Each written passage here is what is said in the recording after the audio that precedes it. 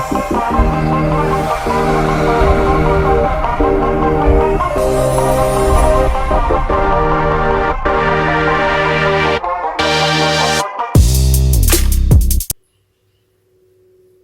Friends, welcome to என் இனிய இல்லம்.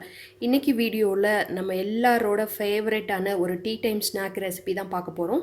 வீடியோக்குள்ளே போகிறதுக்கு முன்னாடி நீங்கள் இப்போ தான் ஃபஸ்ட் டைமாக நம்ம சேனலை பார்க்குறீங்கன்னா சேனலை சப்ஸ்கிரைப் பண்ணிக்கோங்க. கூடவே பக்கத்தில் இருக்க பெல் சிம்பிளை கிளிக் பண்ணிவிட்டு அதில் ஆல்ன்ற ஆப்ஷனை கிளிக் பண்ணுங்கள். அப்போ தானே அந்த மாதிரி நியூ வீடியோஸ் எப்போ போட்டாலும் உங்களுக்கு நோட்டிஃபிகேஷனாக வரும். வாங்க இப்போ நம்ம வீடியோக்குள்ளே போயிடலாம்.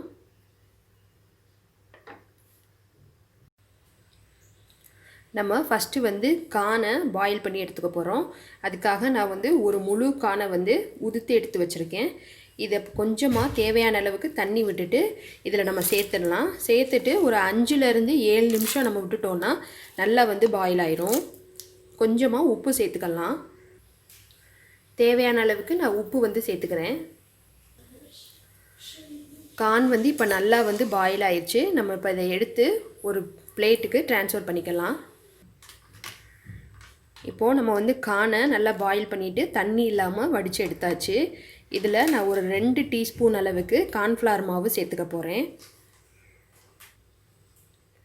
2 ஸ்பூன் அளவுக்கு நம்ம கார்ன்ஃப்ளவர் சேர்த்துக்கலாம். இது நல்லா இதோட கோட் ஆகணும். இது கூடவே காரத்துக்கு தேவையான அளவுக்கு சில்லி பவுடர் சேர்த்துக்கலாம். இப்போ இது கூடவே ஒரு 1/4 டீஸ்பூன் அளவுக்கு நான் சாட் மசாலா பவுடர் சேர்த்துக்கிறேன். இப்போ இது எல்லாத்தையும் நல்லா மிக்ஸ் பண்ணிக்கலாம். இந்த மாதிரி நல்ல மசாலா கோட் ஆகிற மாதிரி நல்லா மிக்ஸ் பண்ணிக்கோங்க எல்லா பக்கமும். கானில் அதிகமான தண்ணி இருந்துச்சுனாலும் நம்மளுக்கு நல்லா கோட் ஆகாது. அதனால் கானில் சுத்தமாக தண்ணி வடித்து எடுத்துகிட்டு அதுக்கப்புறமா நீங்கள் மசாலாவை மிக்ஸ் பண்ணிக்கோங்க. இப்போ நம்ம ஆயிலை ஹீட் பண்ணிவிட்டு இதை நம்ம ஃப்ரை பண்ணி எடுத்துக்கலாம். எண்ணெய் நல்லா ஹீட் ஆயிடுச்சு. இப்போ நம்ம ரெடி பண்ணி வச்சுருக்க கானை சேர்த்துடலாம்.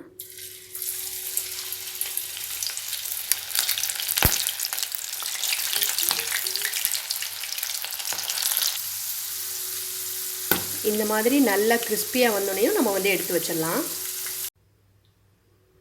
அவ்வளோதான். இப்போ எல்லாத்தையுமே நான் ஃப்ரை பண்ணி எடுத்துட்டேன். பார்க்குறதுக்கே எவ்வளோ சூப்பராக வந்திருக்கு பாருங்கள். இப்போது இது மேலே கொஞ்சமாக நம்ம பெப்பர் பவுடர் சேர்த்துக்கலாம். இது நல்ல ஒரு டேஸ்ட்டை நல்லா என்ஹான்ஸ் பண்ணி கொடுக்கும். அதுக்காக கொஞ்சமாக க்ரஷ் பண்ண பெப்பர் நான் சேர்த்துக்கிறேன். அடுத்ததாக ஒரு 1/2 லெமன் கட் பண்ணியிருக்கேன். இதை இதோட ஜூஸஸ் மட்டும் நம்ம பிழிஞ்சு விட்டுக்கலாம். கொட்டை எதுவும் இல்லாமல் பார்த்துக்கோங்க. கடைசியாக இது மேலே கட் பண்ணி வச்ச புதினா இலைகள் சேர்த்துடலாம். அவ்வளோதான், நம்மளோட மசாலா ஸ்வீட் கார்ன் ரெடி ஆயிடுச்சு.